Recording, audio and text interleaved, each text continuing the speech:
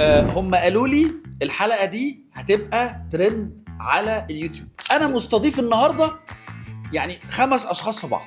الحسن عادل. والله ما دفعت يا جماعه. الحلقه دي هتبقى ترند رقم 1 باذن الله. هنشوف ليه ده؟ ليه الغل ده؟ خلي بالك انت مع جمهور الابطال ودول في حته تانية. لا خلي بالك يا زينب، ده احنا كنا متفقين على الحركه دي. ده هو حتى كان هيزغرط لك دلوقتي يعني عشان جوازك قريب جدا.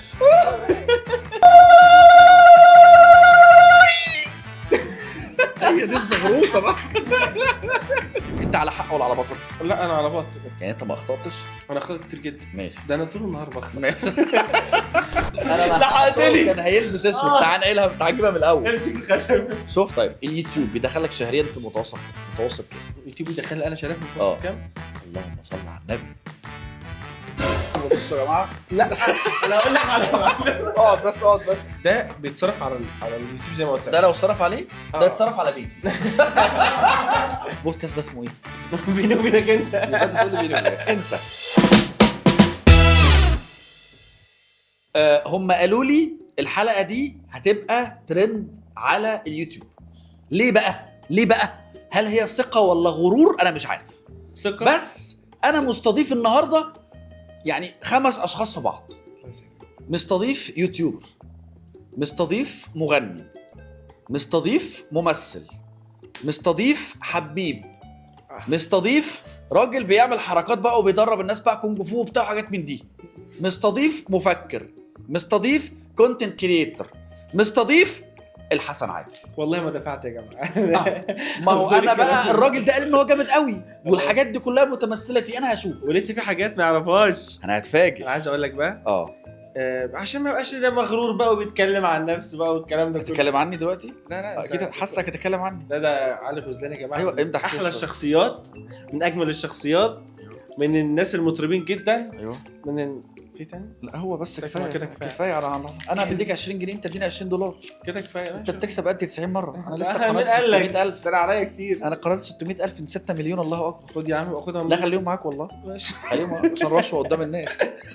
كمل. عامل يا حسن قول ايه لي. الاخبار؟ مبسوط ان انت قبلت دعوتي. والله انا اكتر. مبسوط ان انت موجود معايا في بودكاست بيني وبينك، يا حبيبي. بين قوسين زي الانفلونسر المؤثر الحقيقي اللي عن طريق البودكاست ده نعرف منك اكتر. هل انت مؤثر ولا لا؟ انت شايف نفسك مؤثر ولا لا؟ الناس شايفاك مؤثر ولا لا؟ والناس هنا هي اللي هتحكم.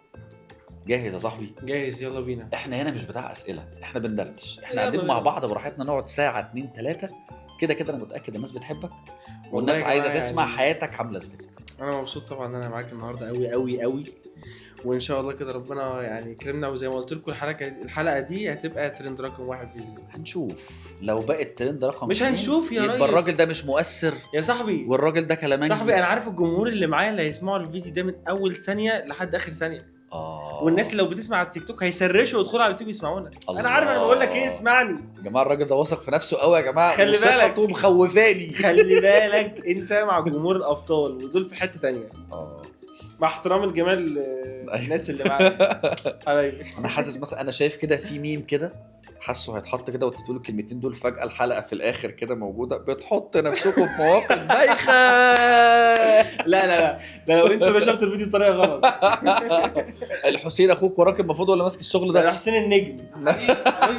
عارف لو طلعت على كده يا ابني. تعال انا هخلي لك ايوه تعال. طلع كده احنا بقينا ترند واحد. هو انت عملت كفايه. هما كده عملوا حاجات مختلفه ان لاول مره ان في 2 يطلعوا على في فكره اقول لك البودكاست. على حاجه بقى، لابس القميص بتاعي. والله انتوا بتذلوا بعض هنا. لابس والكوتش بتاعي. لا ما حصلش. طب ما تيجي تقعد على الكرسي بتاعي. عامل ايه الاخبار؟ زي الفل يا حبيبي. الحمد مبسوط قوي من الروح بينك وبين اخوك، لان الروح اللي موجوده في الفيديوهات دي هي بجد الروح اللي موجوده على السوشيال ميديا. الحسين ابني واخويا الكبير مم. وابويا. مم. وبجد لا ما نستغناش عن بعض لحظه، وهو سبب، هو النجاح الحسين. ما هنتكلم عنه بقى بالتفصيل. مش بس قبل ما نتكلم كتير عنه عشان ما يتغرش بقى ويقرفنا بقى ما هطلعه وانت وأنا بتتكلم كده فاهم. ماشي يلا. مين هو الحسن عادل اللي عامل ترند فجأة ظهر على السوشيال ميديا، فجأة عمل بوم، فجأة عمل أغاني، فجأة عمل كل حاجة؟ مين الحسن؟ عرفني مين الراجل اللي طلع لنا فجأة في طبق اليوم ده؟ والله الحمد لله الموضوع كله طبعا بتوفيق ربنا عز وجل، والموضوع كله بسبب يعني مهما هنشكر ربنا على النعم اللي عندنا احنا مش هنوفي شكرنا ربنا عز وجل يعني نقطة في بحر بجد. فانا شايف النعم اللي انا فيها كلها بفضل الله طبعا عليا وشكر لله عز وجل الحمد لله. لان وان شكرتم لازيدنكم، وانا ما عنديش حته ان صاحب بالين كداب. انا بعمل 50 حاجه والله لك الحمد ناجح في ال50 حاجه دول جدا، ومش غرور ده ثقه، انا عارف انا بقول لك انا بعمل ايه. وحتى لما جيت مضيت مع شركات او الغنى او الحاجه بقول لهم يا جماعه الاغنيه دي تنزل هتبقى توب 1. انا عارف مقدرتي فين، مش ان انا لا، انا عارف جمهوري فين، وعارف ان انا اللهم لك الحمد كانت بداياتي كلها ترتيبات.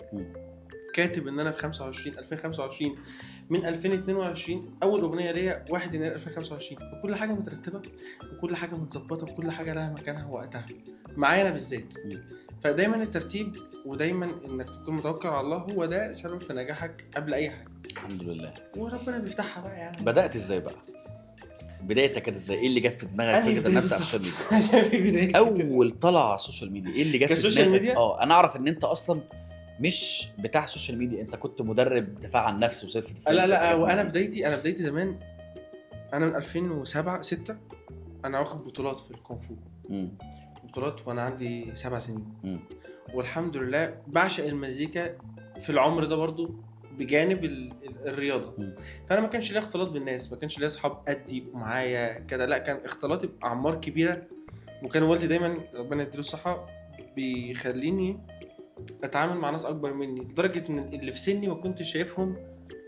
لا انا حاسس ان في حاجه غلط، انا بتعامل مع حد يعني اللعب كله لعب. انا كنت وقتها مهتم بالهوايات اكتر، اطور من هواياتي. انا بعزف ناي، بعزف جيتار. ما تهزرش والله العظيم على فكره، احتراف ناي جدا. انت بتهزر ولا والله بعزف. ما شاء الله. الله اكبر الله اكبر الله اكبر. امسك الخشب بس عشان الناس ما بحسدكش. بعزف جيتار، بعزف بيانو، عندي بغني. الحاجات دي كلها الناس ما كانتش تعرف عنها حاجه. انا اول ما بدات على السوشيال ميديا على فكره بدات ان انا بطلع بعزف بغني بعمل حاجات اللي انا بحبها، وكنت بطلع حفلات وكده بس على قدي قوي. وكنت كتبت اغاني كتير جدا، من ضمنهم في اغنيه مكسره الدنيا دلوقتي جاب اكتر من 300 مليون مشاهده واتاخدت اللحن باسمي. بس مش عايزين نذكر عشان الاغنيه بتاعتك جابت 300 مليون. انا اعلى حاجه جابت 30 مليون عندي. لا عندي اغنيه كاتبها وملحنها لحد مين ده بقى؟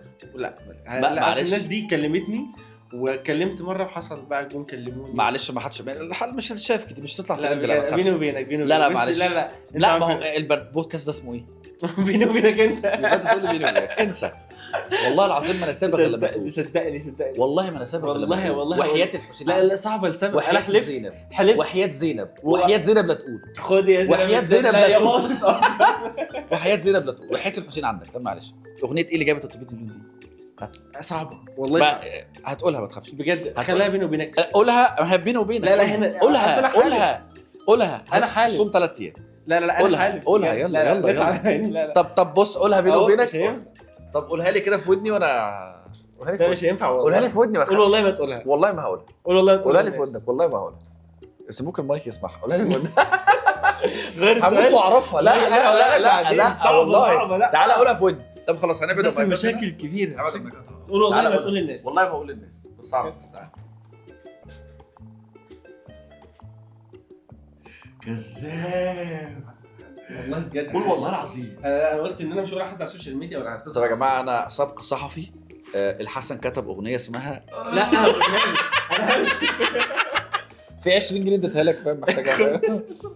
خد التليفون كمان بتقول في 5000 جنيه تقول لك الحلقه عايزهم. واتكتبت باسم مين بقى؟ اتكتبت باسم الناس اللي انا كنت قاعد معاهم. اتكتب بجد وقلت لهم ايه رايكم؟ انا عشان كده كنت بقول لك الموضوع بالنسبه لي مش موضوع غنى، ده موضوع مزيكا وموضوع كبير ونوت وحوار. انا بالنسبه لي الكتابه مش كتابه كلمات، قد كتابه فكره والحان، موضوع تاني. وده قبل اصلا ما اعمل كونتنت على السوشيال ميديا. يعني ده موضوع ده بالنسبه لي كان هدف كبير. كان عندي حلم ان انا ادخل معهد عالي للموسيقى العربيه، الحاجات دي كلها. ورحت لقوني اكبر من السن القانوني ب14 يوم بعد ما انا اتبهدلت عشان ادرس واوصل للمكان ده. وانا في ناس بتدخل ما عندهاش اي هوايات وبتدخل، وانا كانت بعزف 7 آلات يا جدعان وبغني. يعني القدرات كلها بامتياز. وازاي تيجي تقول انت اكبر من السن القانوني ب14 يوم؟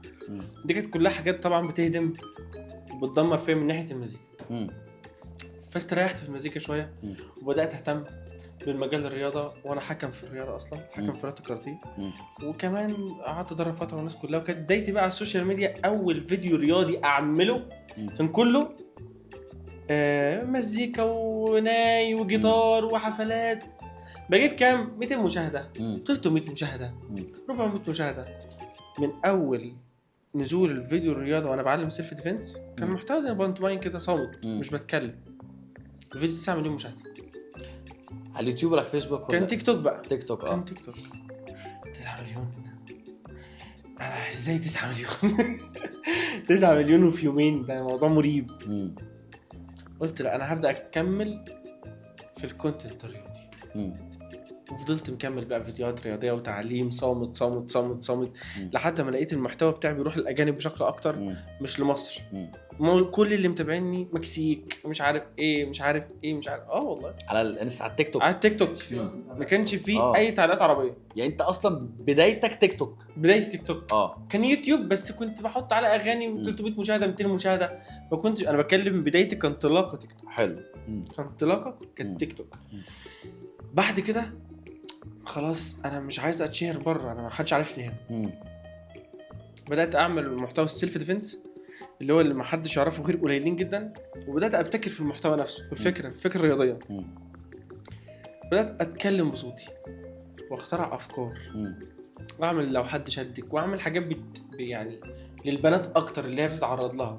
انت في ميكروباص، انت في اتوبيس، انت في مكان، انت حد متحمرش، حد كده. بدات اعمل الافكار دي بشكل وبدات خلاص 10 مليون بقى 15 مليون. افكار جننت الناس وكانت قويه جدا مع الناس. دي كانت بالنسبه لي ليه افكار الرياضه قعدت فيها شوط كبير قوي لان الرياضه هي البيزنس بتاعي وهي شغلي وبطور منه.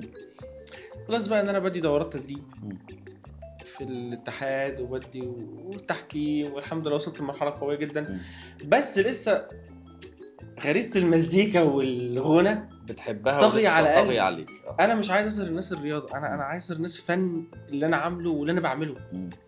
الموضوع بالنسبه لي مش فكره اغاني. كتير جدا بيغنوا. عندي الافكار دي عايز انفذها. الحمد لله بدات انفذ بقى 1 2 3 4. مترقعه دي انا ما كنتش عايز انزلها اصلا. يعني انا بحب الاغنيه. اول انطلاق ليا في اغنيه في الاغاني كانت اول اغنيه ليا مترقعه. قعدت سنه متردد انزلها.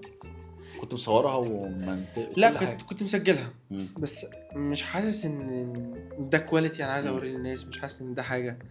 بدات بقى اتعرف على ناس مزيكاتيه اكتر، ناس بتوزع اكتر، ناس بتوزع على فنانين كبار، بتوزع على ده. اتعاملت معاهم.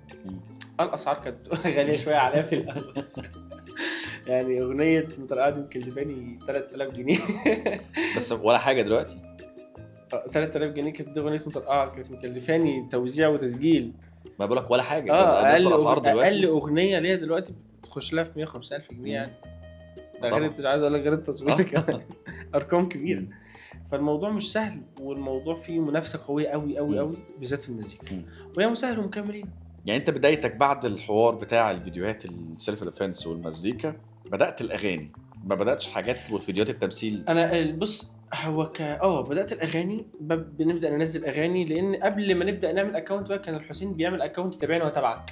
عارف اللي هو ايه؟ انت فولو وانا فولو.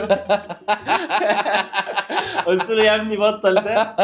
وقال لي لا ده انا بقيت 1000 متابع. انا اتشهرت. انت مش متخيل وصلت فين. قلت له لا لما احنا نكون مع بعض ربنا يكرمنا سوا. حلو والله ستوب الاكونت ده وبدأ الاكونت من الصفر. اللي هو الحسن الحسين اللي هو لا الاكونت كان باسم انا. حلو. باسم انا بصراحه. قعدت انا لوحدي ما شاء الله. ايه في الاكونت ونبدا اكونت جديد باسم انا. الله عليك. عايز فلوس احوشها لك. عايز اقول لك اكتر والله مش عشان اخويا. الحسين اكتر حد مخلص ممكن تعرف حياتك. هو يا حسين يكون من الناس اللي هي بتاعت ايه زي ماما وانا صغير، هات الفلوس بتاعتك يا حبيبي احوشها لك. هات فلوس اليوتيوب احطها في حساب البنكي ما تخافش لما تكبر هديها لك. اقول لك على معلومه بقى. انا مش في دماغي ان انا ممكن اكون بعمل يعني. انا وصلت اليوتيوب مليون وجبت كاتب دراع باسمي عادي. تيك توك قصدي كان تيك توك لا اليوتيوب 100,000 وكانت الدرع باسمي عادي. ايه المشكله؟ فرحان. عارف الحته اللي هو ايه اشمعنى مش عارف. ما شاء الله ربنا يزيد رب انت بتجيب ايه مش في دماغه. حلو. عربيه باسم مش في دماغه. بس انا بقى لا انا ببص لدي ستوب. كل حاجه باسم حسين علي. يعني انا بقيت من نفسي اهتم ايه اللي ناقصه وابدا انا ايه حلو اطور منه. لا بجد هو السبب في كل حاجه يعني. ان شاء الله بعد ربنا بجد يعني انت فلوس اليوتيوب بتقسم ما بينكم انتوا الاثنين؟ والله عايز اقول لك حاجه، انا فلوس اليوتيوب او السوشيال ميديا عموما مش بتقسم، هي كده بتاعتنا. فاهم. حساب بنك اللي عايز ياخد اللي عايز كريت واحده. والله كريت راح في خد عادي اللي هو مفيش حته انت حساب. وكمان في حاجه مهمه، انا الفتره دي بعمل له حساب فعلا احط له فلوس فيه عشان هو لسه ما وصلش للسن القانوني. انا ممكن انشغل، بس الموضوع بالنسبه لنا مستبعد تماما لان احنا مش ماديين اخوات.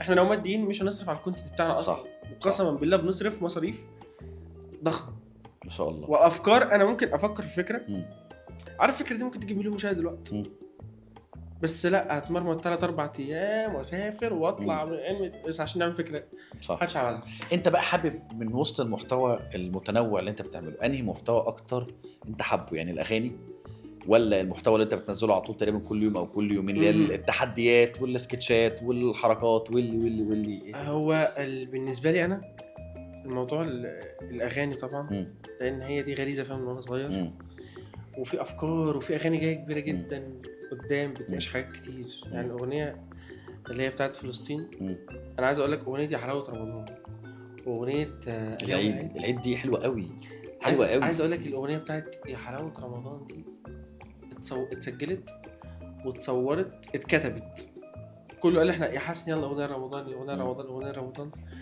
فانا عندي مشكله انا مش شاطر في الكتابه قوي بس اكتشفت ان انا شاطر في الكتابه لما ما لقيتش حد يكتب لي. انا في كلام جوايا عايز اقوله صح مفيش حد عارف يطلعه لي. الشعر الفلاني بيكتبوا حاجات اتكتبت كتير بتقال بطريقه تانية. يا جماعه انا عايز اعمل يا حلاوه رمضان عباره عن ان انا من الصبح لحد السحور انا من الصبح في الشغل وداخل جعان وعايز اكل عملت اكل ايه مش عارف ايه ومخنوقين من بعض لحد ما الفطار لحد المدفع ضرب لحد بالليل راح نلعب كوره لحد ما الفجر اذن. فيوم انا عايز اعمله ازاي؟ فلان صعب ما عادش غير 9 ايام على رمضان هعمل ايه؟ كتبت الاغنيه ولحنت الاغنيه وجمعت بقى الناس اللي هو طاهر ابو ليلى الممثل طاهر ابو ليلى والناس دي كلها وحطيت كل واحد في دور الناس ممكن تحسه او تحبه بس والحمد لله نجحت الاغنيه نزلت كسرت الدنيا طبعا. كانت ترند رمضان 18 يوم واحد ما نزلتش. ودي بقى حاجه انا عايز اتكلم فيها. في ناس يعني الحمد لله الله اكبر الله انت ناجح في الحته دي وفي ناس متضايقه قوي من الحوار ده متضايقه ان الحسن هو مصنف انه مش مطرب هو بلوجر مثلا وممثل وحاجات لما بينزل باغنيه بكلبش في ترند رقم 1 ما بينزلش. عصام صاصا واسلام كابونجا وعمرو دياب وتامر حسني لا استنوا على جنب كده الحسن نازل. يا جماعه جمهوري ورضا ربنا عليا جمهوري يا جماعه ورضا ربنا عليا. ايه المشكله؟ ليه الغل ده؟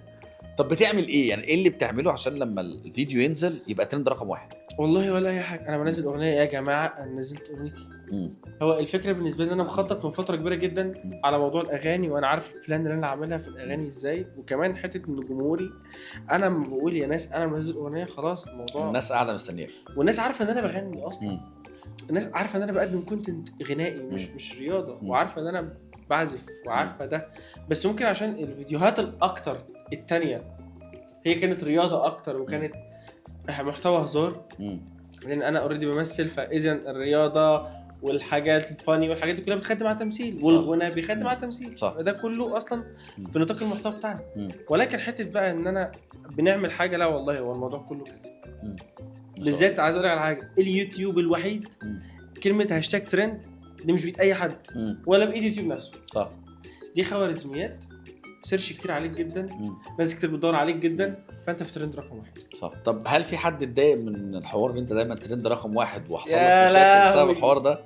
ما انا هجيبك لا تعالى لا لي. بلاش نقول بقى تعالى عشان على إيه؟ حجري. لا احكي هنفتح لنا، في مواضيع كتير. احكي لنا بقى. انا عارف ان حصل لك مشاكل بسبب حوار ان انت لا. دايما ترند رقم 1. مشاكل ان في ناس بقى مؤذيه وغيرانا من الموضوع بشكل بشع. انت ازاي ترند رقم 1؟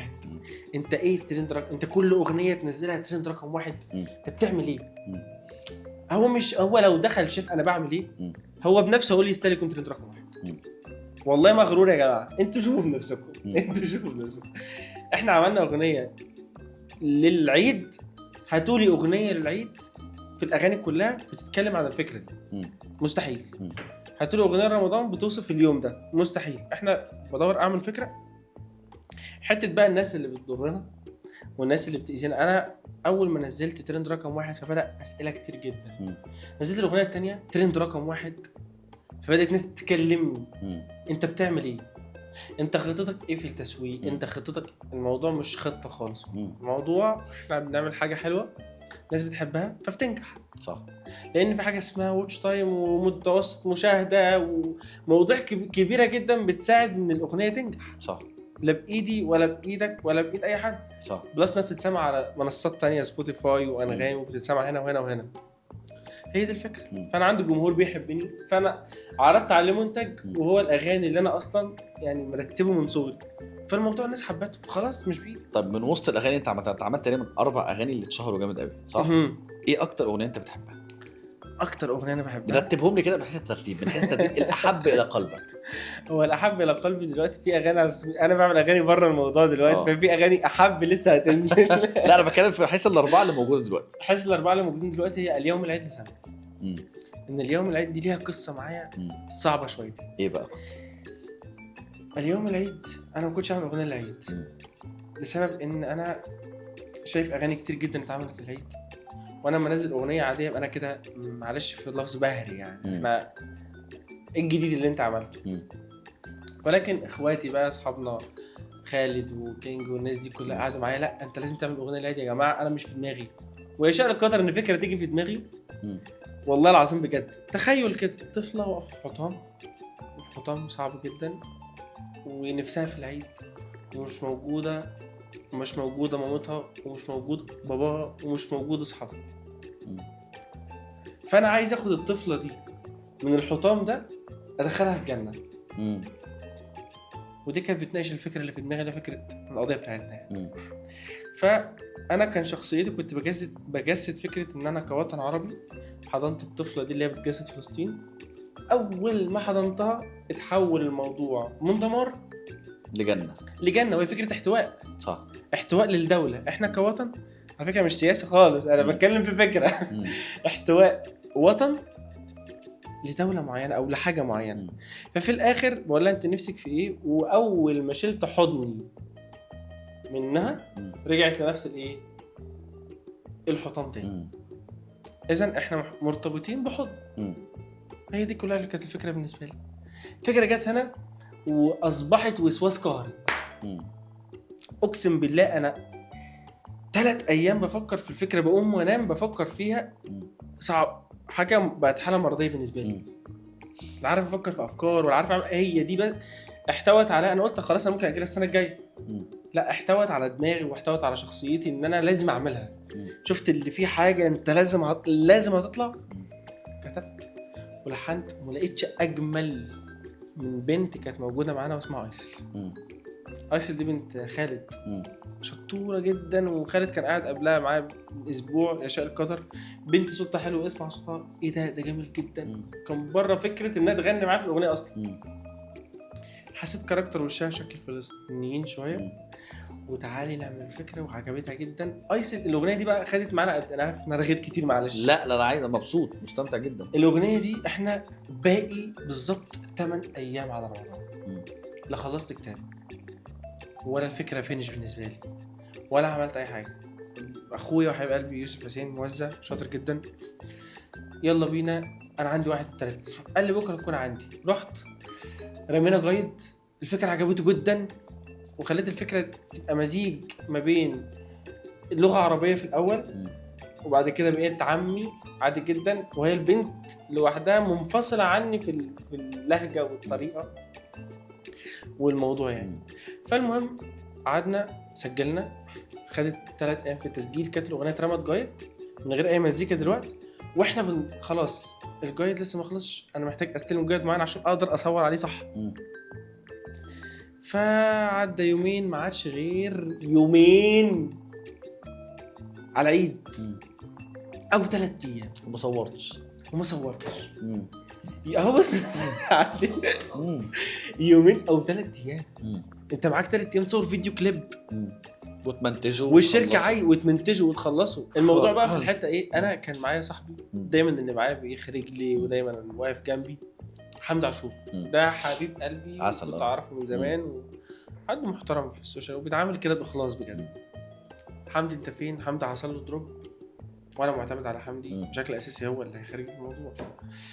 حمدي مش موجود باقي كام يوم، المفروض اصلا اصور النهارده اللي حمدي مش موجود فيه، حصل له دروب تعب غصب عنه يعني. فخلاص اضطرينا، كلمت حد وصلني باحمد علاء. وكمان الميزه بقى في الموضوع انه وفر لي لوكيشنز كتير جدا جدا. فبقى الموضوع قلت الحمد لله، لان ده كان اختيار ربنا بجد. والفكره بدات كما تخيلت. وانت جبت الحطام ده منين؟ اللوكيشن ده بتبنى ولا كان؟ لا كان مكان سافرنا له، كان بهدله. خلاص احنا بكره الساعه 6 5 لا 4 الفجر احنا لازم نروح المكان ده. كانوا نزلوا قبلها بيوم يدوروا على مكان فيه حطام ودمار.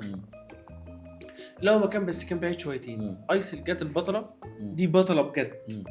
جت معانا ايسل الصبح بدري، وكنا اصلا مطبقين ما نمناش، ونزلنا رحنا مكان الحطام ده وصورنا. قعدنا بالظبط في اللقطه الاولانيه اللي الناس كلها شافتها من 6 الصبح لواحده في الكادر. انا قعدت احضنها في حضن كده كنت باخده، قعدت فيه ساعه ونص. ده احضن اليزابيث. انا مش عارف، كان الموضوع صعب جدا. والصيام انا عطشان من الساعه 8 الصبح، اقسم بالله عطشان جدا.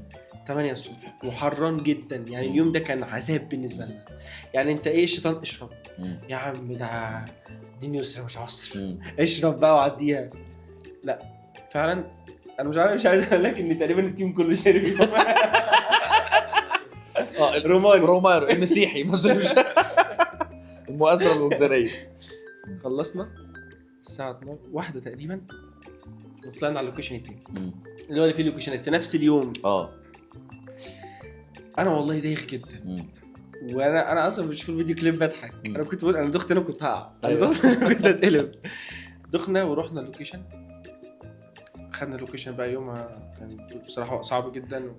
والفريق الدانس هناك مش اسكت بقى، انا تعبان اسكت لحد ما ابدا التصوير مثلا الساعه 4 اهدى شويه، تبدا الشمس تهدى. انت وان كرو تحس ان انت لا انا لازم موجود. لا قمت بقى يلا رقص انا هتعلم رقص انا دلوقتي. ورقصت وخلصنا وصورنا وخلصنا على الساعه 12 بالليل. كم وقت؟ يوم كام؟ قلت بقى يعني كان المخرج احمد علاء، قلت له بص انا المفروض بكره العيد تقريبا. خلصت 12 بكره العيد تقريبا. بكره العيد هو ده اليوم اللي اتاجل فيه. لا بعد بكره العيد. وبعد كده في يوم اتاجل تاني بعد بكره العيد. هتقدر بكره؟ قال لي ده الوان وكلر وكات وبتاع وصورنا ماتريال كتير، الموضوع صعب. طب حاول عشان خاطر، لان احتمال يكون خلاص بشكل نهائي. كله بيقول بشكل نهائي العيد بعد بكره.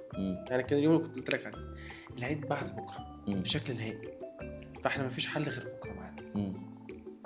تمام. قال لي خلاص. تاني يوم قلت بقى انا عملت ايه يا باشا؟ عملت اللي عليا. صح. نزلت بقى. ما نزلتش من عند ربنا. هي كانت جوايا طاقه وطلعت. حلو. خلص الموضوع. جت من عند ربنا والعيد اتاجل يوم كمان. ما اعرفش ازاي. كل الناس بتقول العيد الحد. انا قلت يا جماعه ان شاء الله يا رب يبقى الاثنين. يا رب يبقى الاثنين. انت لازم شركه المزيكا تدي لهم الاغنيه قبلها 15 يوم اصلا. انت متخيل ان انا مدي شركه المزيكا، شركه الديجيتال قصدي، مدي لهم الاغنيه قبلها ساعات؟ هو انت ماضي مع شركه؟ انت مش معاك لا انا اللي بنتج لنفسي. انا بتكلم كديجيتال اللي هي سبوتيفاي وانغامي بقى والمنصات كحمايه يعني. لكن انا اللي بنتج كل حاجه وما لهمش دعوه. فاهم اديلهم الاغنيه هم بيعوزوا قبلها بفتره عشان يقدروا بقى بلاي ليست مش عارف ايه وتيك توك والحوارات دي كلها بتاخد معاهم وقت كبير. فالموضوع كان صعب. انت هتنزل امتى يا حسن؟ ان شاء الله بكره. ربنا يسهل ويكون بكره. متاكد يا حسن؟ بكره يعني الاغنيه في فرق بين الاغنيه وفيديو كليب. طبعا الاغنيه هتترفع على كل المنصات ما عدا اليوتيوب بكره. اكيد يا حسن؟ ان شاء الله ممكن اللي هو بكره اللي هو قبل العيد بيوم المفروض يعني اللي هو الحد السبت اكيد يا حسن ان شاء الله اللي هو المفروض العيد الحد. الاغنيه لو نزلت العيد هتموت معروفه طبعا لان العيد اصلا الدنيا كلها لازم تنزل قبلها بيوم لازم. فخلاص بقى يعني السبت يا حسن السبت وخلاص. احمد جند خلاص احنا بقينا الجمعه نهار الجمعه خلاص وهعمل ايه والموضوع صعب. قلت له تمام. فظبطتها وسستمتها معاه.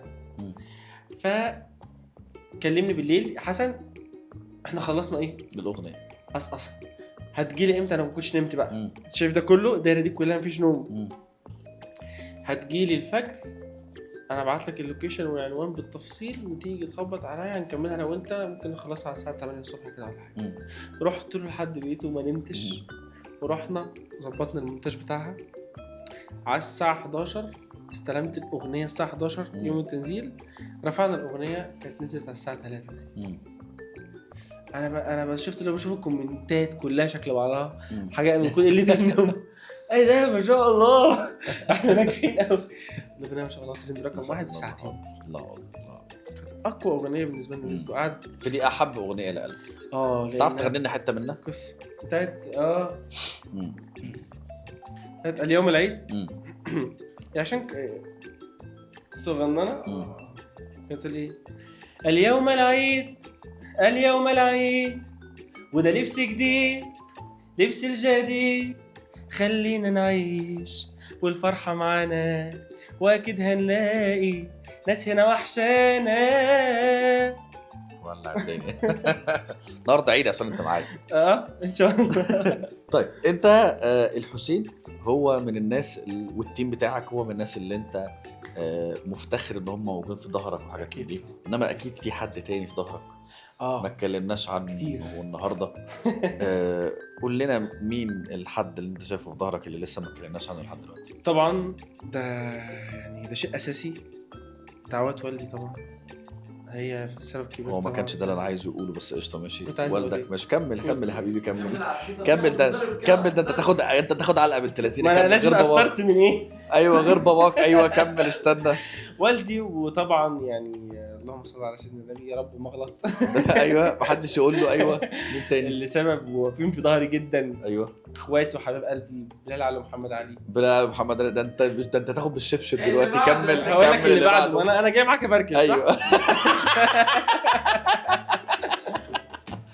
ايوه كمل. في حد كده عايزين نتكلم عنه. صباعي وجعني الشارع زينب.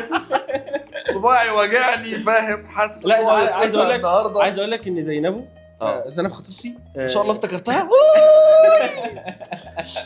انت اللي هتكون السبب على انا ماليش دعوه. انا كنت هجيب اسمك على فكره بس لا خلي بالك يا زينب ده احنا كنا متفقين على الحركه دي. ده هو حتى كان هيزغرط لك دلوقتي يعني عشان جوازك قريب باذن. تعرف تزغرط؟ على فكره. قول والله ممكن وريني تعلم هاني. ده انا اشهر فيديو ليه فيديو زغرطه بجد والله. بص انت عشان تزغرط ايوه لازم يكون ليك ايه حاجه كده معينه. ايوه اول حاجه تعمل ايه كده تفتح بقك كده. ايوه ده فيديو بتاعي.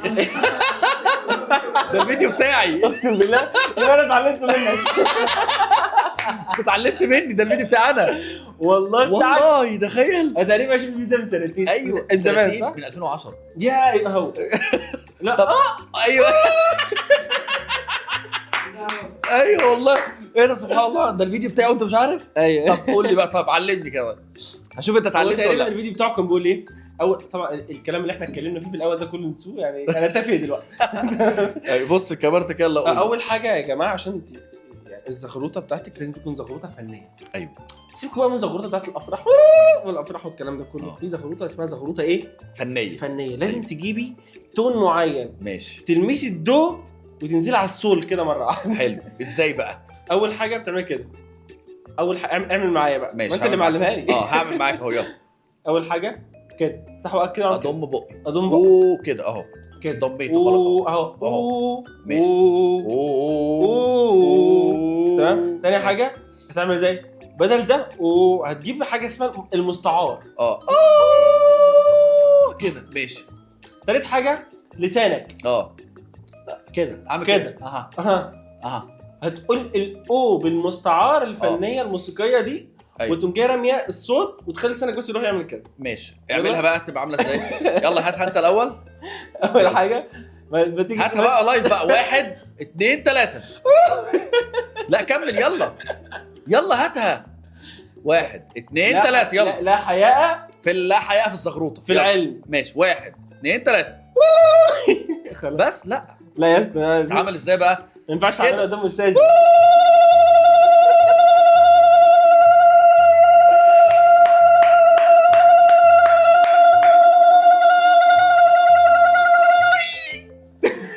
هي دي الزغروطه بقى.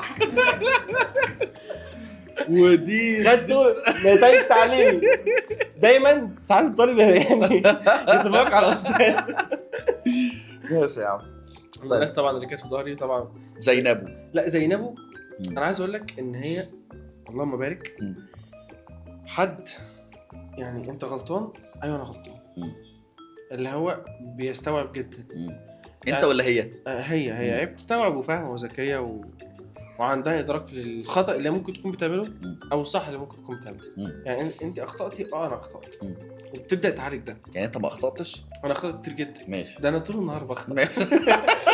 ده انا كان بهدي النفوس بس هو انت اخطاتي، انت ما جابش مزايا. لا انا اخطات، انا بهدي النفوس. لا انا عندي زينب كان في يعني برضو البنات، انا شعر باين كده، اللي الموضه اللي طالعه، الشعر اللي طالع هنا كده والرقبه اللي باينه. انا النقطه دي بتنرفزني، بحبها يعني. انتوا بتحبوها على دماغي يعني، انا بتكلم ليه انا. فانا بالنسبه لكم اللي تعملوه انا ما عنديش مشكله فيه، ولكن انا قلت لها يا تسيبي شعرك كله يا تلبسيها صح، عشان انا الشكل ده بينرفزني. انا طبيعي كل واحد بيتنرفز من شيء، انا بتنرفز من الشكل بس. حلو. اعمليها كذا، يا تشيلي كله يا تلبسيها كلها. ايه رايك؟ لان انت حد انا بحبه، فخليكي بشعرك.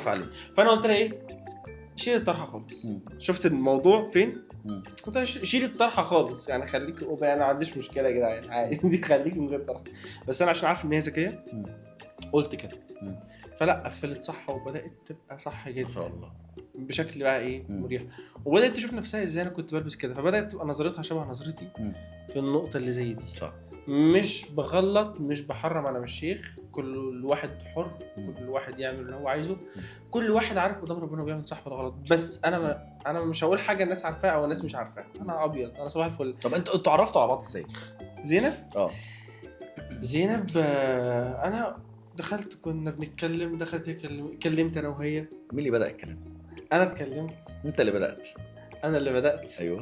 كان صراحه يعني بدأت بكومنت يعني بصراحه. هي كانت مشهوره ساعتها؟ لا كانت عندها 10,000 تقريبا وقتها. وانت كان عندك كام؟ انا كان عندي وقتها تقريبا 3 مليون. يعني انت من 3 مليون نزلت؟ مش نزلت يعني انا اقصد انا عليت. شفتي؟ اقصد يعني ان ده مثلا يعني لو الطبيعي ان 10,000 مثلا كده 3 مليون يكلموا انا معجب بيك، انا انت لا انا عملت كومنت كده، فدخلت بعتت لي مسج، انا مبسوطه جدا ان انت عملت لي كومنت.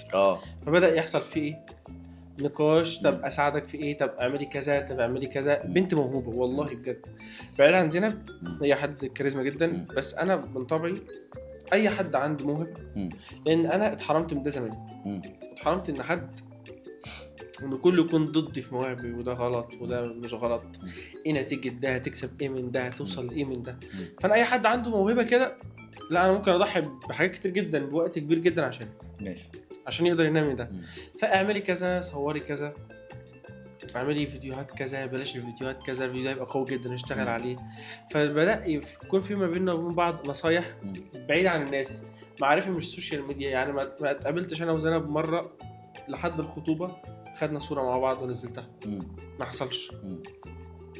حصل بينا شوية حاجات حلوة، حب يعني، بس ما رحتش قلت لها انا بحبك. رحت كلمت اهلها على طول. يا راجل والله يعني ما قلتش موقف بحب؟ غبي، موقف غريب، ويعني انت ممكن تترفض عادي جدا. ما قلتلهاش بحبك؟ لا قسما بالله ما حصل. مم. انا قلت لها بحبك بعد ما اهلها عرفوا. يا سلام. والله حصل. مم. بحبك دي بعد ما اهلها عرفوا. مم. ليه بقى؟ عشان انا لما اخرج معاك اكون انا براحتي، انا بخرج معاكي، مم. ومش مجرد انا صاحبك، لا ده انا خطيبك واهلك عارفين وخلاص. مم.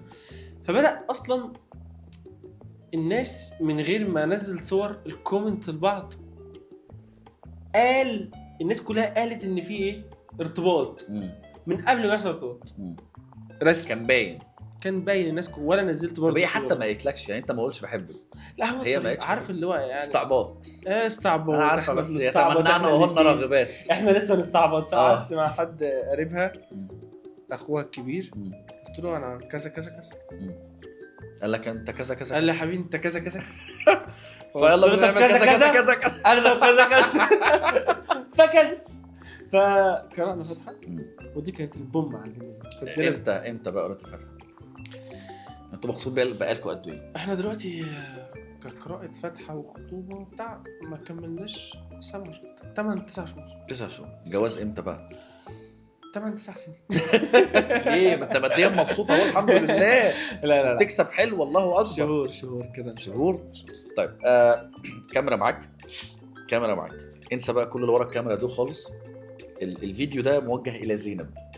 ال7 شهور اللي هي كانت معاك دول والفتره اللي فاتت اللي انا متاكد ان هي ساعدتك كتير ان انت توصل للي انت فيه دلوقتي، من غير ضحك ومن غير هزار. هي زينب بتتفرج على الفيديو ده معاك ومش شايفاك. قول لها حاجه من غير ما حد يبص لك ومن غير ما ازيك يا نقطع. اسطى يا صاحبي. انا اقول لها حاجه. كلمها هي. انا عايزين انا بصراحه يعني كان اخر حاجه انا كنت ممكن اتخيلها في حياتي ان انا اشوف الكاميرا او اتكلم قدام ستاند يعني عموما. بس يعني هم عارفين ان انا مش رومانسي يا اسطى. انا مش رومانسي. لا مش رومانسي. لا اكلمها بجد، اشكرها مثلا، اشتمها، ذمها، امدحها، اعمل. شكرا يا زوزو ان انت واقفه معايا الفتره الاخيره ودعمتيني كتير جدا جدا، واقفه معايا كتير جدا، و يعني ما كانش في مشاكل ما بيننا خالص. وبجد رومانسيه صفر. رومانسيه صفر مضروبه بالشبشب والله العظيم. لا ده لو قلت الفقره دي رومانسيه ونحط موسيقى رومانسيه وبتاع وحزن على فكره والواد هيعيط وانا قلت ده بقى مفيش. يقول لك يا اسطى وبتاع. يا لا نهار اقول لك ابيض. على حاجه. عارف زينب هي عارفه ان انا بعملها انها صاحبي. ده غلط يا صاحبي. ده غلط. لا وخطيبتي. ده غلط على فكره انا وخطيبتي رومانسي والله. مش انا واخد بالي، خدت بالي دلوقتي. لا عايز اقول لك ان انا بحبك جدا، ويعني انا مش عارف اقول لك ايه، بس انا اول مره هتحط في الموقف ده. تعرف ان انا جبت لها مره ورد؟ قول والله العظيم. والله صناعي ولا كامبين؟ لا ورد بجد. كامبين. ونسيته بالعربيه. والله ده جاي كامبين وكان والله اخر مره يا عم جبت لها ورد كان في ما بيننا مشكله بصراحه. انا في المشكله ما بعرفش اللي هو ايه، افضل اتكلم كتير وجع القلب اللي انت اكيد كلنا معرضين ليه. بس اللي هو طب خلاص هنتقابل وقابلها قام جاي مديها ورده. فالموضوع كده ايه بيتحل. المره الاخيره المفروض كان في منه مشكله، فانا جبت ورد غالي بقى يعني. قلت ايه المشكله كانت كبيره فكبرت الورد. ونسيت الورد في العربيه ومشت. طبعا انت اول مره تكون زعلانه ما تجيبليش الورد. انا بتصالح بالورد مع انها ما بتحبش الورد على فكره. ممكن تجيب لها عزمتها على اكل احسن. هي زينب ما بتحبش الورد. ما فيش بنت ما بتحبش الورد. يتمنعن وهن راغبات. بجد طبعا. ورد، لغه الورد لغه عالميه. هي ممكن تكون مش حساء. البنات دايما بتحب الحاجه الملموسه، الحاجه القيمه. تحب الذهب، تحب الالماس، تحب يا صاحبي انا اغلى من ده كله. انا اغلى من ده كله عندها يا عم. هي تشوفني بس كده خلاص. هي تشوفك تقفل القناه. هتعمل حمله ريبورتات على الحلقه تبقى الاقل مشاهده في تاريخ. ده انا عملت قبل كده بودكاست قفلته الولا والله بترمي سترايك.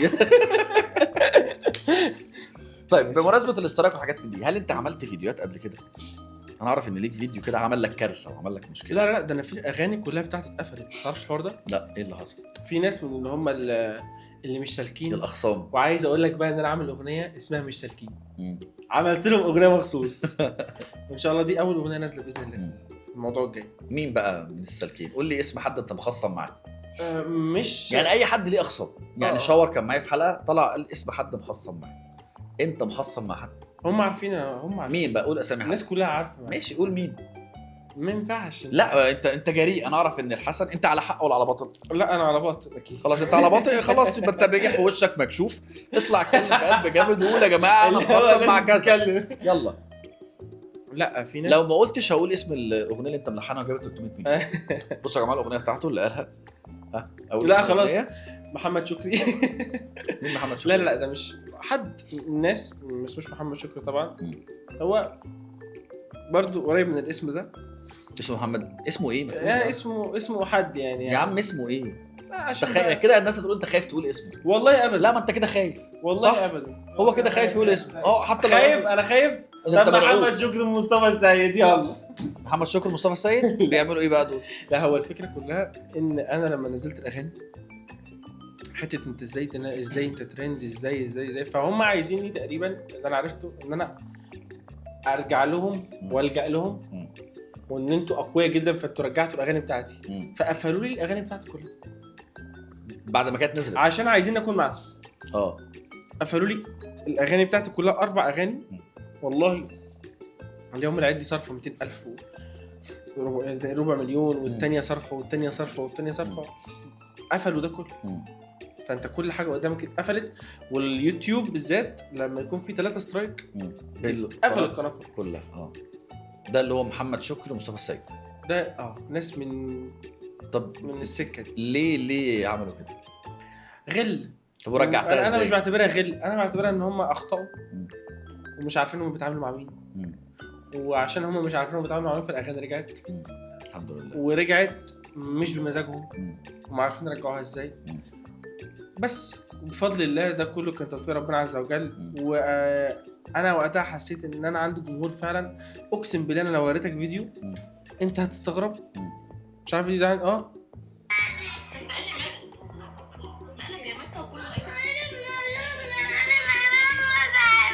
مزع. هتشوف الموضوع ده. واحد بعت لي الموضوع ده انت بتعيط. طب انت زعلانه عشان الاغنيه اتمسحت ولا عشان حسن تعبان؟ يا حبيبتي زعلانه عشان حسن؟ تخيل بقى كم من الناس من الاطفال. لا ابعت لي الفيديو ده. زعلانه عشان الموضوع بالنسبه لنا مش كان كبير عند الناس قوي. انا كان عندي كده. الناس كان كبير عندها جدا. الاغاني اتمسحت وازاي تحس ان كل واحد لا دي اغنيتي انا مش اغنيه الحسن. صح. الموضوع كان كبير جدا. الحمد لله رجعت وراجعين لهم باغنيه قويه بقى. طيب انت اليوتيوب بتاعك هو دلوقتي مصدر رزقك الوحيد صح؟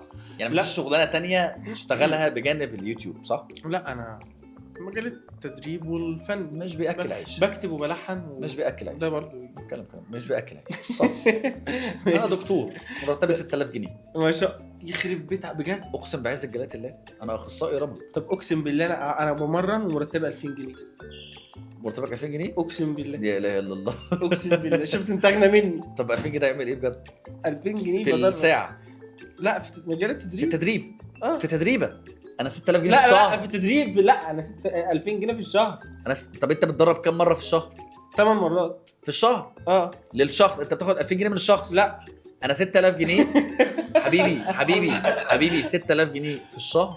بروح 6 ايام في الاسبوع كشف وعمليات وليله. 6000 جنيه اقسم بالله. احنا الدكاتره في مصر مش شغلني معاك كده. شغلني معاك. طب بدك اسالك سؤال. مش هسالك سؤال الناس كلها عايز تعرفه اللي هو انت بيخش لك كل شهر كام من اليوتيوب. بس هسالك سؤال. ايه اكبر مبلغ دخل لك في شهر من اليوتيوب؟ اكبر مبلغ دخل لي في شهر في اليوتيوب نفسه؟ من اليوتيوب. من قناه معينه ولا توتال القنوات مثلا؟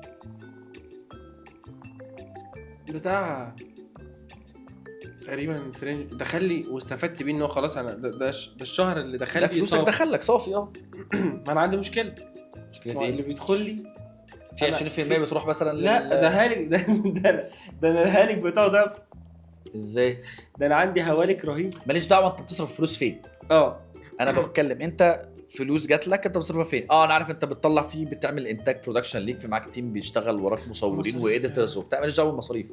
انا بتكلم على الانكم، مش ماليش دعوه بالنت. انا هقول لك انا فلوس بالنسبة لي حسن نغلف في دوران. انا بس لسه ما سالش السؤال الثاني، السؤال لسه الاولاني. السؤال التاني الاولاني أصعب. اكبر مبلغ دخلك من اليوتيوب كام؟ اكبر مبلغ دخلني من اليوتيوب يا حسين كام يا حسين؟ مش تقريبا هو مش يعني كيوتيوب كيوتيوب كله كان في اعلان كان في اليوتيوب مره في اعلان في اليوتيوب فدخل لي بتاع 230 الف جنيه. ده مره ده كان يعني اكبر مبلغ. 200,000 جنيه يعني كام دولار؟ 4000 دولار مم. بس. انت كذاب والله. والله العظيم الراجل ده كذاب. وقسم بالله العظيم 4000 كده دولار انت ممكن غلط، يجيبهم في كده انت فيديو. غلط، كده انت حسن غلط. بطل كذب، بطل كذب. طب هنرجع للسؤال الثاني. ايه السؤال التاني؟ هو دلوقتي هو بيكذب، فخلاص بقى يلا نزنقه. والله ما كنت هسال السؤال الثاني، بس ما دام كذب انا معاك لحد النهارده. طيب اليوتيوب بيدخلك شهريا في متوسط كام؟ متوسط كام؟ اليوتيوب يدخل انا شايف متوسط اه. كام؟ متوسط بجد اللي هو بعد الهالك والكلام ده كله من غير بعد الهالك. انا بتكلم لما تيجي تفتح كده يوتيوب ستوديو بيطلع لك رقم كام وصل- تقريبا؟ لا يوتيوب هوريك دلوقتي. طب وريني تعال وريني. بس هيفتح اقل قناه عنده. ده افتح أنا عامل القناه لك اللي عليها قناة. 9 مليون. ايوه هات القناه بتاعتك. طب والله بتكلم بجد، اجمالي الاربع قنوات مثلا تقريبا بيخش لك كام في الشهر؟ خلي بالك انا عايز الناس تستفيد، مش حقد ولا ضرايب. لا لا ولا لا, حاجة، لا ما تخافش. بجد انا بنصح الناس اللي على التيك توك كلهم، مش عشان اليوتيوب بيدي فلوس، لا هو الاعلانات بجد اكتر من دخل اليوتيوب بكتير. لو انت هتدخل على اليوتيوب لازم يكون عندك صبر وعندك اراده، واكيد انت الناس اللي انت قعدت معاهم كلهم في اليوتيوب عندهم صبر واراده. بالظبط. صبر واراده مهم جدا. حلو. لان انت في شهر ممكن تعمل فيه مجهود جبار وتاخد فيه حاجات قليله، وفي شهر ممكن تعمل فيه مجهود قليل وتاخد فيه حاجات كويسه. انت بقى الطبيعي بتاعك بتاخد مجهود قد ايه؟ انا الطبيعي بتاعي لا احنا شغلنا صعب جدا. يلف ويدور يا رحمه صعب يا جدا. حمد. انت بيخش لك تقريبا في اليوم قد ايه؟ انت اصعب واحد ايه يا عم؟ الناس كلها بقول كذا قال. هقول لك شاور قال لي 5000 دولار، مش عارف ده قال لي شاور انا 7000 $5000 دولار. لا ده انا شفت بنفسي. لا انا شفت بنفسي. $5000 شاور. انا شفت ما بنفسي. شاء الله الواد بيدخل انت بتكسب 3 اضعاف وانا عارف على الاقل. 3 ايه على الاقل اضعاف شاور. لا يا عم ده شاور ده عندك ما شاء الله ربنا يزيد. الله اكبر على الولد. انت بتكسب كام في الشهر؟ بيخش لك كام في الشهر؟ الله اكبر يعني من غير ما امسك. انا بفكر ان انا ممكن يكون بيدخل لي في الشهر يعني علي بيه من مجال السوشيال ميديا بقى واليوتيوب وكله بقى يعني التوتال اللي هو المعتاد. ما انا مش فاكر بجد، هو قال لك ايوه اهو. كام بقى؟ طب وريني كده القناه بتاعتك. هنام يا جدع هنام. بتخلق أنا الحلقه عايز البودكاست أقول ساعه لك تبقى ساعه تانية. ان في ناس كتير بتحبني. ايوه وريني كده، ما تخافش ما تخافش. ونفسها تمسك عليا. لا كلام. طب انا هبص ومش هتكلم. طب هسالك سؤال قول. بس هتجاوب بجد. قول والله العظيم هجاوب بجد. والله العظيم إن اجمالي شاء الله. القنوات بتاعتك مثلا اكتر من 5000 دولار ولا اقل من 5000 دولار اجمالي القناه بتاعتي كل شهر؟ اكتر من 5000 دولار ولا اقل من 5000 دولار؟ لا هو لا اكتر ولا اقل كتير، يعني 5000 دولار تقريبا. يعني فرنج. بس في حاجه لا أنا عايز اله الا الله. ايه يا أيوة. عم ده؟ ايه يا جدع بقى الاجابه بقى؟ لا يعني لسبب. تقريبا لان انا اليوتيوب انا مصنفه حاجه، لان انا عندي البيزنس الخاص اللي بره السوشيال ميديا يا واليوتيوب. صاحبي انسى البيزنس والحاجات انا دي عايز كلها. اوري الناس حاجه عشان الناس ما تفهمش غلط. ماشي. انا بالنسبه لي انا عشان بصرف على الكونتنت بتاعي. طب وريني كده لو تاخدوا بالكم- وريني كده القناه بتاعتك بس كده. هات القناه دي شوف يا عم بتدخل كده، بسم الله الرحمن الرحيم. بس فكرنا احنا بندخل $1,000,000 في الشهر. بسم الله الرحمن الرحيم. ايه ده انهي قناه؟ دي قناه اكبر قناه عندي. ده اكبر قناه في شهر كام؟ لا دي ده- توتال قنوات. ما ده مثلا نوفمبر. ده مش توتال دي أكيد. توتال لا ده مش توتال. توتال اهو اعرفها ازاي؟ اهي موجوده الكل؟ عندي. يعني ده مارس صح؟ ده اللي فات ده مم. فبراير. ده في حاجه غلط. لا ده هو عامل بجد. لي حاجه كذب والله. انا حاضر. انا بس انا ما فيهاش. دي مغامرات الكابتن وحسين. لا ما هي دي أهي. توتال مغامرات توتال. لا دي قناه من القنوات ما شاء الله رقم كبير. مش هقول فين بقى مش كبير ولا حاجه، ده الناس تحقيق الربح. اللهم صل على النبي. لا مش ده. لا ايه ده 200 جنيه. ده ده من ده بقى اول التوتال. القناه. لا ده تم ارسال دفعتك. لا من لا. اول القناه. لا مستحيل. لا من والله اول القناه. باشا والله مستحيل. اسمع الله مني. أكبر. لا الله اكبر يا عم اسمع مني من اول القناه. يا عم والله لا. كاذب ليه تلحقكم.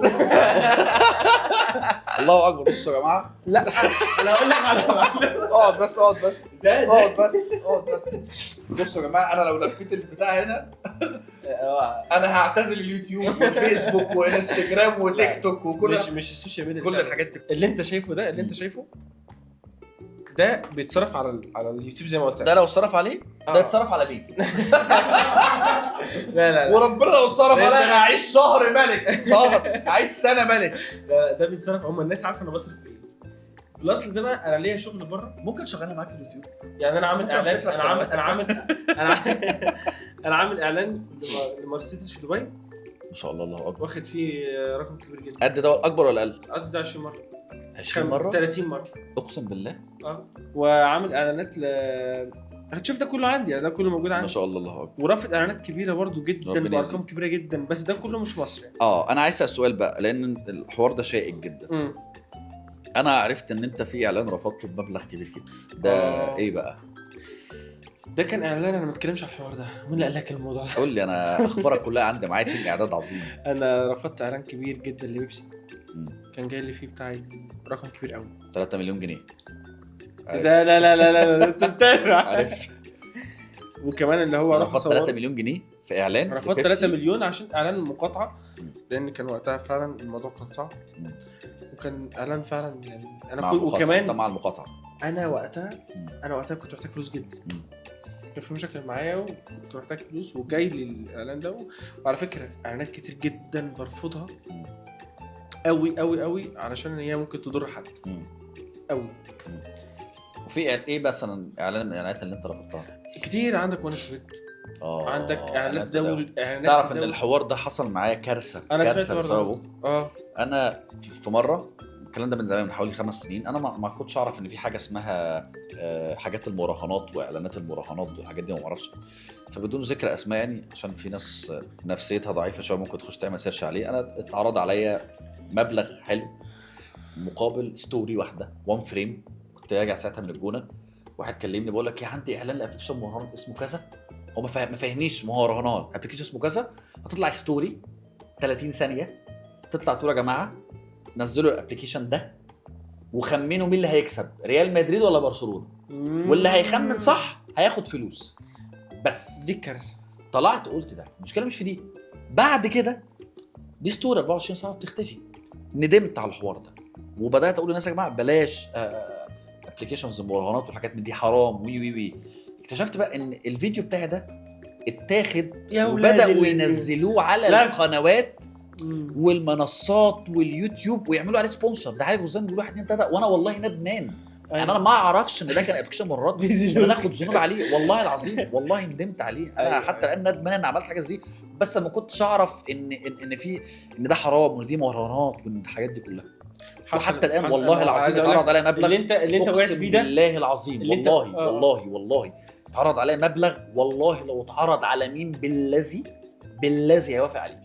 فتره جوازي اول جواز كان الريتش عندي مخيف، كانت الستوري عندي بتجيب 2 مليون ما شاء الله. والله العظيم اتعرض عليا مبلغ بالدولار قسما بالله يأمن حياتي انا وحياه مراتي وحياه ابني ل5 سنين قدام. اقسم بالله رفضت والله العظيم. بس حرام صرف. لا في حاجات احنا بنعملها وخلي بالك انا مش عارف هي حرام ولا حلال، انا مش عارف فاهم. بس هو احنا في اختبار بجد. عايز اقول لك على حاجه، احنا مش بجد بنعمل فيديو خلاص. والله احنا بنأثر في زي ما انت شفت الفيديو ده، احنا بنأثر في الناس بشكل مش طبيعي. ده حقيقي. انا في اباء بتجيلنا وناس كبيره في السن بيقلدونا، بيقلدوا طريقتنا، بيقلدوا طريقه الفيديو بتاعنا، لو في الفاظ او فكره. ده حقيقي. فقد ايه انا الواحد بيبقى حريص، لا ما تقولش اللفظ ده، لا قط الصوت ده، قط ده، لان في ناس كتير جدا انا متاكد انها هتتاذى او هتتضايق او هتتعلم الموضوع. طيب يا حسن، انت شايف مين من الانفلونسرز او البلوجرز مؤثرين دلوقتي غيرك؟ انا حاسس ان انت شخص مؤثر. مين مثلا ناس مؤثرين على اليوتيوب او على التيك توك او على الفيسبوك او على الانستجرام او على مين؟ والله انا مؤثرين عاملين بودكاست اسمه بيني وبينك، حاجه شبه كده يعني فاهم. هو طبعا يعني اجمل الناس المؤثره اللي انا شفتها طبعا الحسن عادل. لا هو شاف نفس الحسن عادل. انا بعدل بس يا علي غزلان النجم الاسطوره عني والله ما تتكلمش عني الاسطوره. اي حد غيري اتكلم عن حد غيري والله العظيم اتكلم عن حد هقول لك بعدين انا اللي هاخد منك. والله انا اللي العظيم هاخد منك. انا اللي هبوس ايدك بعد الرقم اللي شفته هنا على اليوتيوب. مش الكلام ده. طبعا من الناس المؤثرين بجد اللي بتفيد الناس ككونتنت يعني. انا بشوف ان معلش انا اسف فكره الافاده. انت لو انا مكتئب وانت بسطتني وضحكتني فانت كده افدتني. حلو. انت لو بتديني معلومه، لان كل واحد بيدور على اللي بيرغب فيه. فاللي بيدور على اللي بيرغب فيه انا مخنوق وعايز ادور على حاجات الضحك والهزار. اديتني معلومه انا عايز ادور عليها في التليفون في التكنولوجيا مثلا، انت كده افدتني. فانا بشوف ان اي حد فعلا بيقدم حاجه الناس عملت له فولو فهو مفيد بالنسبه له. صحيح. بس حتى لو كان رأس بالنسبه لهم كل واحد. احنا هنلعب لعبه بقى دلوقتي. يلا. هنجيب لك ناس انفلونسرز وبلوجرز ومؤثرين، انت بقى نحاول نخمن مين الانفلونسر اللي معاك عن طريق اسئله. هنشوف.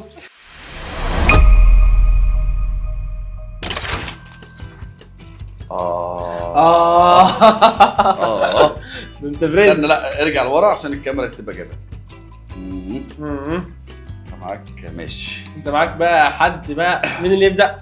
انا هبدا. ماشي. اللي معايا ده يوتيوبر ولا اللي معايا ده مثلا قديم ولا جديد؟ يعني قديم بس مش قوي يعني. قديم بس مش قوي. ماشي. ها انت اللي معايا ده تيك توكر. هو بيعمل كل حاجه. ماشي. تيك توكر ويوتيوبر ماشي. اللي معايا ده فود بلوجر. لا. ماشي. اللي معايا ده محتوى اساسي يوتيوب. لا.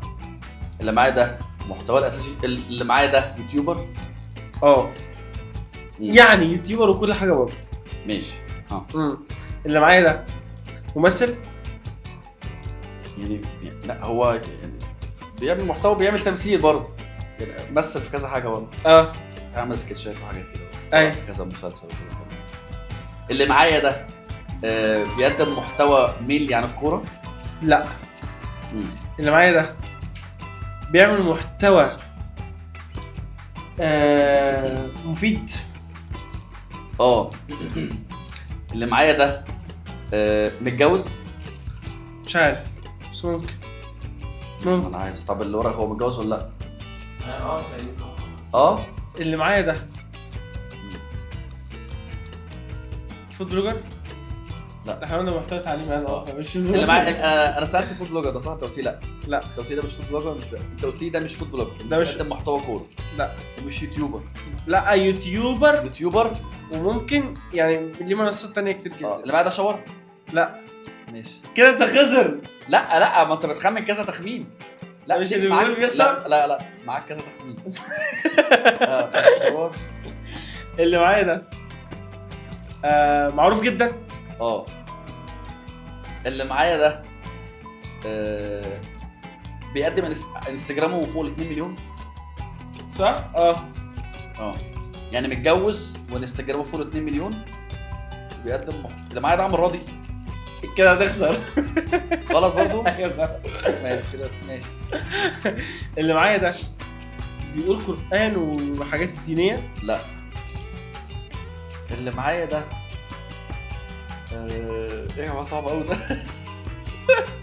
صعب قوي. ما تبصش لورا الكاميرا يعني مش بيقدم محتوى كوره. ما تبص هنا. بص هنا ما تبصش لورا عشان اخواتك يغششوك. بطل كذب. يلا يعني انت قلت اللي معايا ده يوتيوبر صح؟ بيقدم محتوى على منصات كتير. بيقدم على التيك توك برضو. في على التيك توك بيطلع له حاجات يعني. بيطلع له حاجات صعب. اللي معايا ده فكر في فكره الكونتنت. ممكن يكون بيعمل كذا كذا كذا هتوصل. النهارده بيعمل محتوى ترفيهي. لا يعني بيعمل محتوى ممكن ترفيهي. ممكن. ماشي. اللي معايا ده عنده فوق ال5 مليون على التيك توك. لا. اللي معايا ده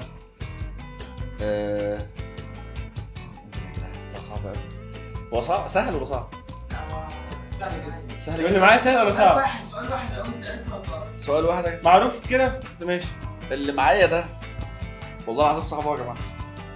خلاص قول. اللي معايا صعب جدا. انت قلت يوتيوبر. هراجع بس معايا. يوتيوبر بيقدم كنت بتاع اليوتيوب. بيقدم كونتنت مروان سري. لا طب ايه طيب؟ مش كوره. مش كوره. اللي معايا ده شفت له فيديوهات معايا قبل كده. معاك انت؟ لا. اللي معايا ده مش فود بلوجر صح؟ واللي معايا ده مش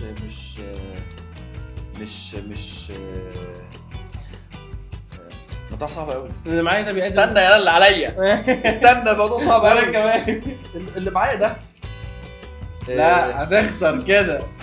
اللي معايا ده محتوى يوتيوب قدم مش عارف. استنى انا خلاص عملت اقول انا استنى مش وقت التايم يا باشا لو سمحت. انت قلت ان هو متجوز صح؟ انت قلت ان هو متجوز وبيقدم محتوى على اليوتيوب. ايوه متجوز وبيقدم محتوى على اليوتيوب على فكره والله ما شفته.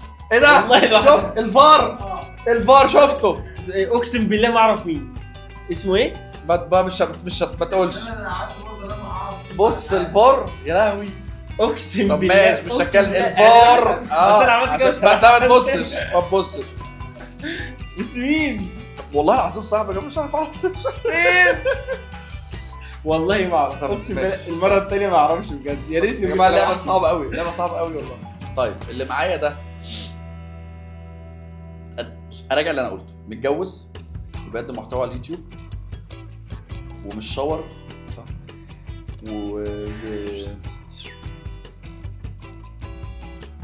فود بلوجر. انت قلت فود بلوجر. لا ما انت تسال حاجه واحده عشان فود انا بلوجر؟ عندي عايز اعرف اللي معايا انت فود بلوجر. لا مش فود بلوجر. اسال انا بقى. اسال. اللي معايا ده بيقدم محتوى تعليمي. لا كسكتشات وكده كتعليمي. لا بيقدم سكتشات. عمل سكتشات زمان بس ما زال بيقدم. لا ما عادش بيعمل سكتشات. فاني محتوى فاني. لطيف. في سن كده اكبر منك شويه. ده ايه كل دي اسئله. لا دي كلها اسئله. انا بس انه بدع معايا. لا الموضوع صعب انت كريم قوي يا اخي. انا الحلقه اللي فاتت لا احنا كنا بنجيب الناس كده في ثانيه. انا جبت اللي معاك كده من شويه بسرعه. ايوه اللي معايا ده شاكر. لا اللي معايا ده اللي معاك حد سهل قوي. والله العظيم معاك حد سهل قوي. حد سهل قوي. اتعاملت معاه كده. ما تتكلمش. اتعاملت معاه كتير قوي. بص لي هنا. اتعاملت معاه مش كتير بس اتعاملت معاه واعتقد حد انت بتحبه. هو حد بيحبك. هو اللي بيقدم مش هتكلم مش دعوه. قيصر مثلا. طب ما غلط مش قيصر. طب ده سؤالك. انا عليك الدور. اسال. طب ايه الاسئله مثلا ممكن تجيب مثلا انواع يعني الكونتنت انواع. ما انا قلت رياضي لا فود بلوجر لا. طب اسالك سؤال. في تاني غير بيغني ايه بيغني غنى زمان غنى. ويوتيوبر. بيعمل يوتيوب. عمل يوتيوب. ايوه بيعمل محتوى قلب. لا بس كفايه بقى انت سالت 90 سؤال في نفس الوقت. احنا عايزين نوصل. استنى لا انا مش عارف. مش عارفين. انا مش عارف. 2 1 مين اللي معايا؟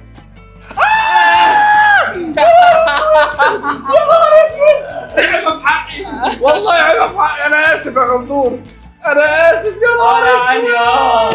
انت حاطط في الصوره ليه؟ حاطط نفسك هنا ليه؟ يا نهار ابيض. انا اسف يا غندور والله العظيم. يا نهار ابيض. يا دين امي. يا نهار ابيض.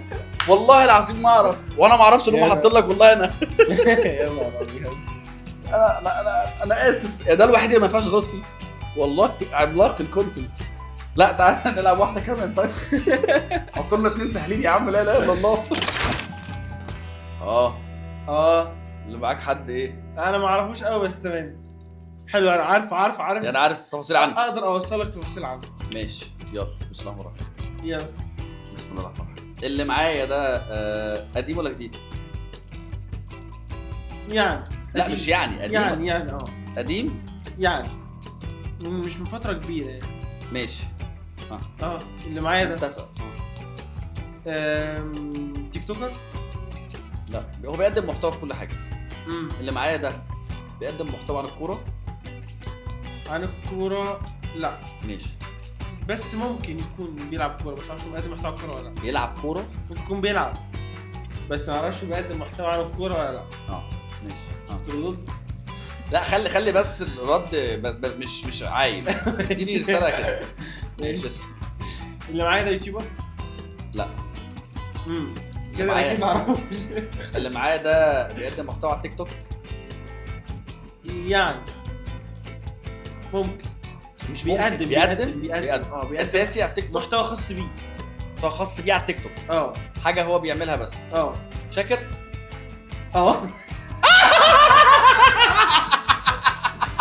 دي اسرع مره جاوبت والله العظيم ما اعرف اغاني. انا قلت بس هو لما لقيته من البدايه بيقول لي يعني لا الواد ده بيلعب معايا. ايوه صح. ومحتوى خاص بيه على التيك توك. مش حد بيقدم محتوى خاص بيه على التيك توك غير شاكر. هو الوحيد اللي بيطلع لايفات ومميز فيه. ايوه ماشي. انا بقى طب تعال معاك لحد بكره. قول لي بقى مين اللي معايا ده عنده فوق 5 مليون مجموع. لا على التيك توك لا مليون مثلا. بيعمل سكتشات. لا بيغني. لا عمل اغنيه مره زمان. انا معاك لحد الاخر. اللي معايا ده انت. لا نوبره. لا لو عرفته بقى لك اللي انت عايزه. انا اعرفه. طب هقعد اديك هنتس عنه. هيعرفوا اكيد تعرفوا. اكيد يعني طالما اكيد يعني ده هو من اقدم الناس اللي موجوده في مصر يعني. هو معروف جدا. يوتيوبر قديم. مش يوتيوبر. لا انت لسه صغير. هو بيعمل فيديوهات وانت لسه صغير. يوتيوبر قديم. تيك توكر قديم. طب انا هقول لك 3 اسامي. قول لي تعرفهم 3 ولا لا. هو ممكن يبقى موجود فيه. تعرف مثلا في حد تعرف عمرو راضي؟ تعرف محمد فرج؟ ممثل. البلوجر؟ لا. ماشي. تعرف اسلام سلامه؟ لا. ماشي. لف بقى اللي معاك. عمرو راضي.